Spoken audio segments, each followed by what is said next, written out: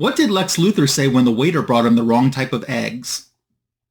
Curses! Boiled again.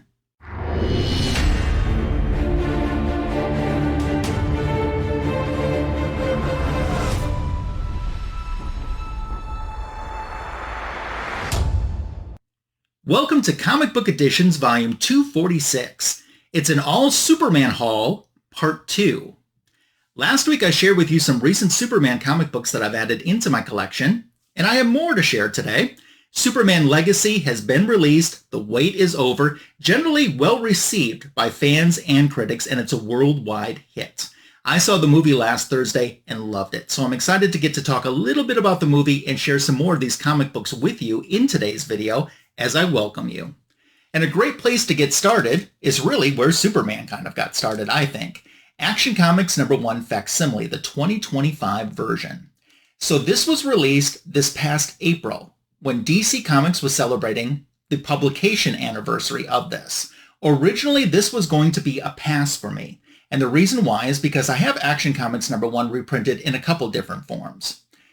But then there's two factors that kind of changed my mind and made it go from a no to a yes. Number one is I love this variant cover by Dan Mora. And that so much looks like the David Corenswet version of Superman. I thought David did an excellent job portraying Superman. Overall, I thought the casting of the movie was just great, period.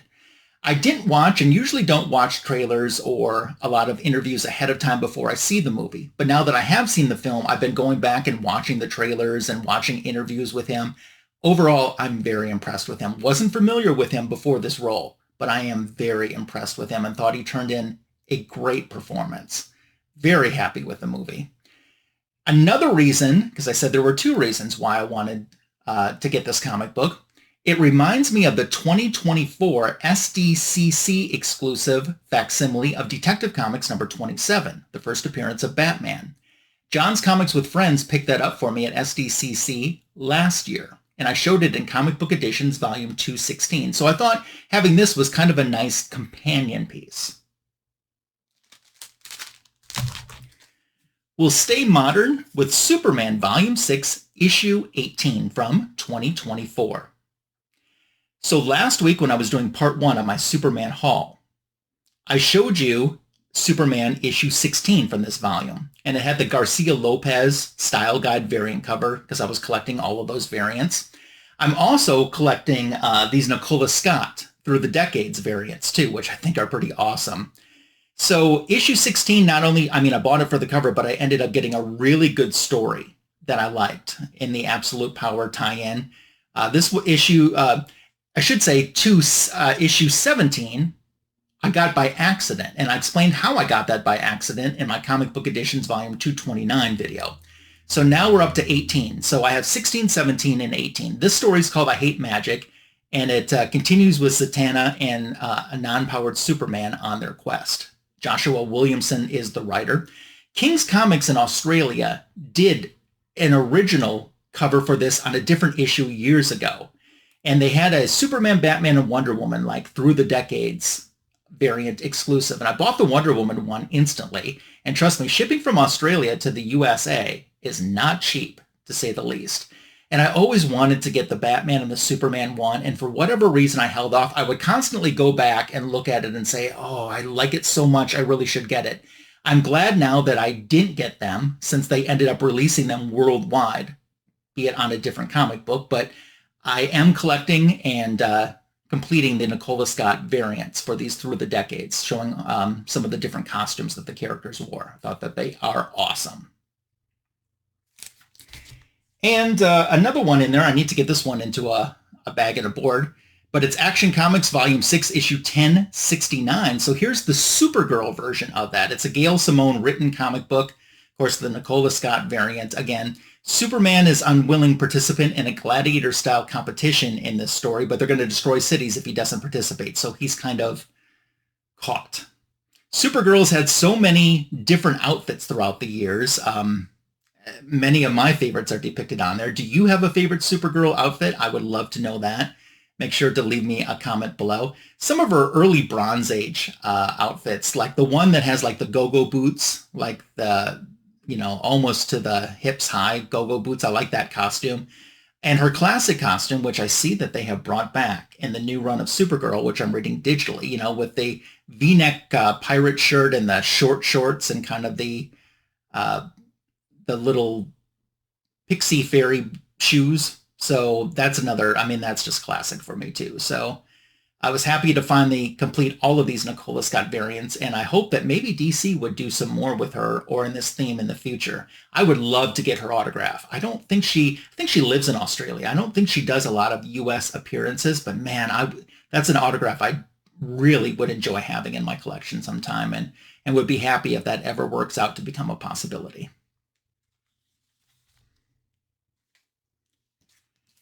Superman Wonder Woman. This is a title that is not my favorite. I know, you might be surprised to hear me say that. Issue 1 I absolutely loved. And everything beyond issue 1 I didn't like. Issue 1 was so good and everything else just didn't work for me. I did get the entire run. I bought the A covers for everything, but there's a few occasional covers that I also bought the variant. But I didn't go all out like I was doing or am doing with the Wonder Woman series, trying to get every cover. This is a variant cover that I recently found in the bargain bins. It's the Selfie variant, so by Tony Daniel. Brainiac is on Earth in this story. He wants the minds of everyone, and Nan and Mongil are out of the Phantom Zone and end up returning back to the Phantom Zone when they see what the heck is going on Earth. So back in the days when Superman and Wonder Woman were a couple, awesomely portrayed with, I see some lipstick. I do see some lipstick. Some kissy going on in the sky on this cover. And when I was in the same bargain bin, I found issue 15. We're at 2015 for this. So this is an Ivan Reis variant cover for the Flash 75th anniversary. They did a whole series of variants where Flash was kind of like interrupting some of these major keystone or milestone moments that have happened across the DC universe. And it's a very cool idea. So I had often, and still am kind of thinking about maybe putting together a run of all of the different Superman and Wonder Woman kissies, up in the sky from when they were early on becoming a couple. So the gist of this story is a young boy wants revenge on Superman and Wonder Woman because to him, they led the Parademons from Apokolips into his neighborhood, which killed his parents and his friends. And then Circe intervenes in this a little bit and tries to help that young boy get some revenge. I do want the Superman Wonder Woman Neal Adams variant issue for number 27. That's a swipe on A World's Finest cover, where in the original cover, I think it's Superman is about to throw Batman off this huge construction site. And in the new version, which is also done by Neal Adams, it's Neal Adams homaging Neal Adams. It's Wonder Woman throwing Superman. I do have a print of it that's signed, thanks to my friend Mr. Friedge Art, but I do want to get that variant for sure sometime into the collection. Before I go on, I'm just taking a quick moment to say if you're new to my channel and haven't subscribed yet, I hope you take this opportunity to do so. I'd super appreciate it. Sharing this channel and this video with someone that you think might enjoy it's another great way to show support to my channel. Thank you if you're a returning viewer, and welcome if you're a new viewer. 1K is the goal. We're on the path to 1K and not that far away, so your help and support does mean the world to me. I'll be asking for your comments at the end of this video about what we talked about today and some of the comic books that I showed. Continuing on, we're going to go back to the Bronze Age right now. In my Comic Book Editions, Volume 244, I did a video of all upgrades. And this is another upgraded comic book into my collection. My original copy was coverless. And this is a great cover with Dr. Light in there trying to determine who the real Superman is. He's got it narrowed down to a handful of people. So he sets this trap to expose 7 people dressed as Superman on the Midnight Show with Johnny Nevada. It's a talk show. It's a ripoff of Johnny Carson. And in the story, Jimmy talks about the 2 times that he was actually mistaken to be Superman. There's also a secondary story called One for the Money, where Clark buys a winning lottery ticket and a pickpocket tries to get it from him. Probably a huge mistake. Kurt Schaffenberger did this cover back in 1977. Cary Bates was the writer. It was kind of cool. Steve Lombard, the sports guy who's in the main story of this issue, as one of the suspects of who could be Superman. I mean, to see him on the screen was kind of cool. He was kind of a dick, like he kind of was back in the comic books too. It was fun. I thought the Cat Grant portrayal was really good as well too. Nice to have this one back. This is a great cover, so I hate that my original copy was coverless. I did remember a little bit as I was paging through some of the stories here. I did remember a little bit of, it started to come back to me, some of the art and stuff too, as I was flipping through this again after a long time of not having paged through it. Superman Volume 1, Issue 234 at 1971 with a Neal Adams cover. Denny O'Neill is the writer, and Curt Swan is the interior artist. So this is the Sand Superman era, which recently we were talking about on Fanboys Live in the Retro Review with Silver-Haired Bronze Age Babe. Picked out some of the final stories in the Sand Superman series that we retro reviewed.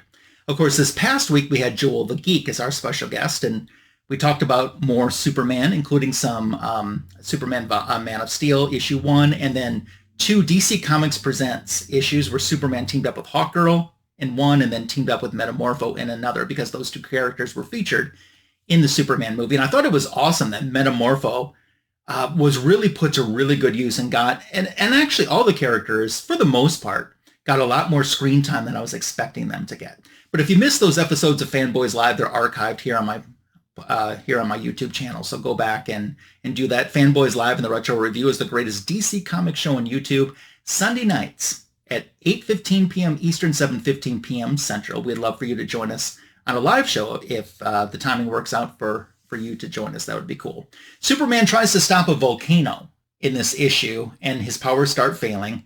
Sand Superman is actually in the volcano, and it's making him stronger. And this is part 2 of that Sand Superman saga, which I believe lasted 9 issues, if I'm remembering right. Of course, the big key of the Sand Superman era is issue 233, which I showed in Comic Book Editions, Volume 133. That's the classic Neal Adams cover with Superman breaking the chains, Kryptonite Nevermore.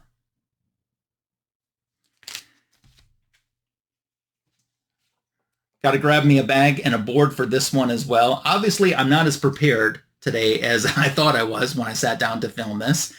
But it's Superman's Girlfriend Lois Lane, 1972 now. Bob Oxner did the cover, Cary Bates, the writer, and Warner Roth, interior artist.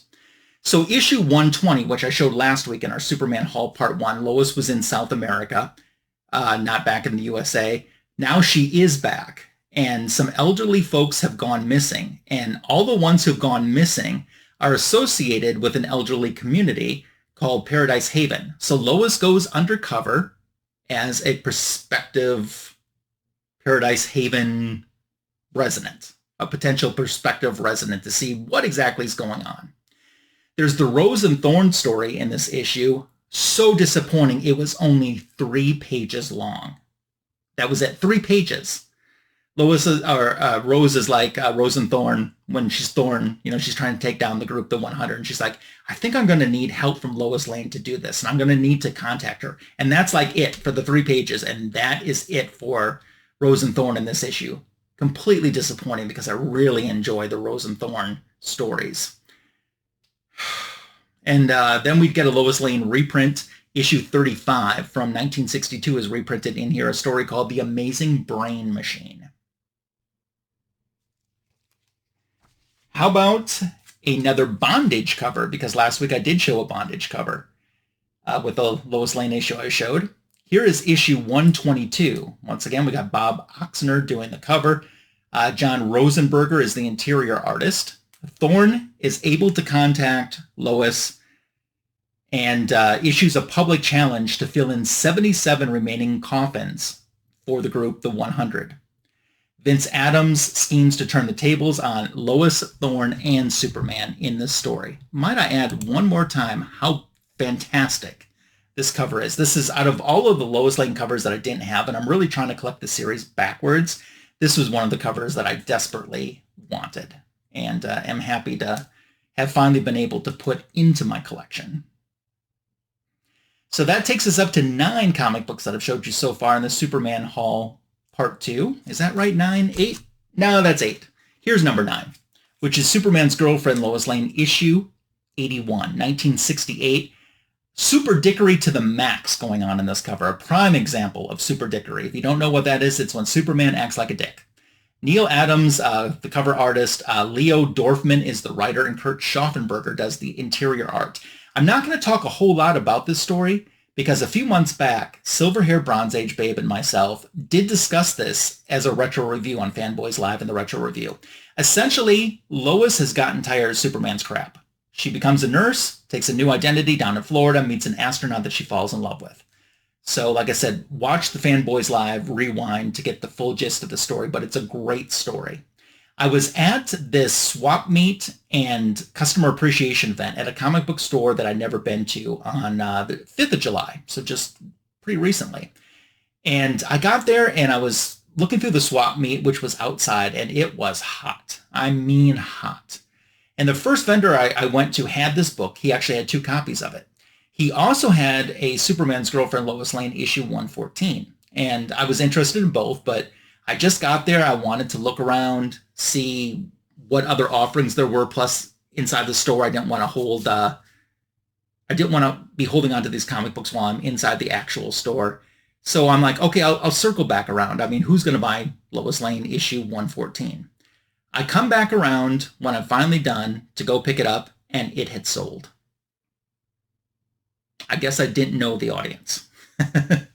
Yeah, it sold. And so issue 114 is one that I do want to get in my collection. It's a great Superman, Thorn, and Lois cover. So close to getting it. I mean, if the prices had been a little bit better, I mean, these were priced very fairly, but average price. I mean, if it had been a smoking deal, I wouldn't have waited. I would have gotten it and then huffed all the way back to the car to put it away and then come back and do the rest of the swap meet in the comic book store. But you snooze, you lose, and I was snoozing apparently on that day. And let me say another thing too. Not that this matters, but that store did not have air conditioning or didn't have it turned on that day. Hair was dripping wet with sweat because, and after a while I'm like, I just got to get out of here. I'd say it was a cool store, but I just had to get out of there. One last book, book number 10, to wrap it up.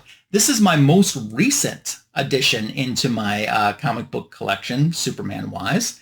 It is the book I got last Thursday when I saw Superman Legacy on IMAX. It's All-Star Superman #1 facsimile with a special cover, Dan Mora. This originally was a cover on the Krypto Last Dog of Krypton. It was a variant cover for issue #1 of that series, and they repurposed it here into this exclusive for the All-Star Superman, which was an inspiration, I believe, for James Gunn in his writing of the movie.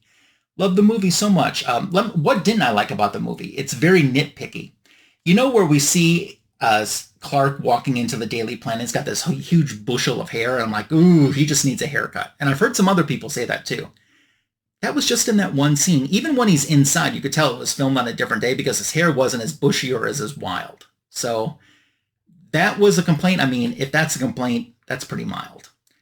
I don't think people in Kansas talk the way that Ma and Pa Kent did in that film. I know people, or have spoken to people from Kansas, and they didn't sound like that. They sounded much more Southern than the way they were depicted. That was a little bit of a complaint. The guy kicking the back of my seat for the last 35 minutes of the movie, that was a complaint.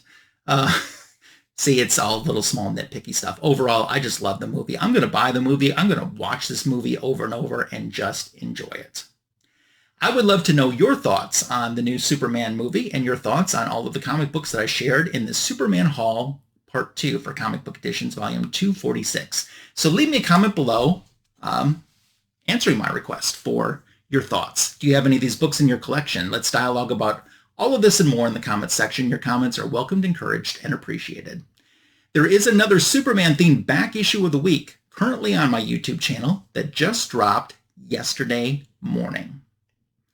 Coming up, John's Comics with Friends and I will be doing JLA vs. Avengers, issue 15.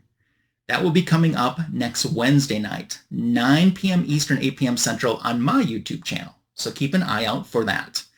Next week for Comic Book Editions, we did 2 weeks, a two-parter devoted to Superman with the movie coming out. Our next big movie is Fantastic Four. So Fantastic Four Haul Part 1 next week on my YouTube channel for Comic Book Editions.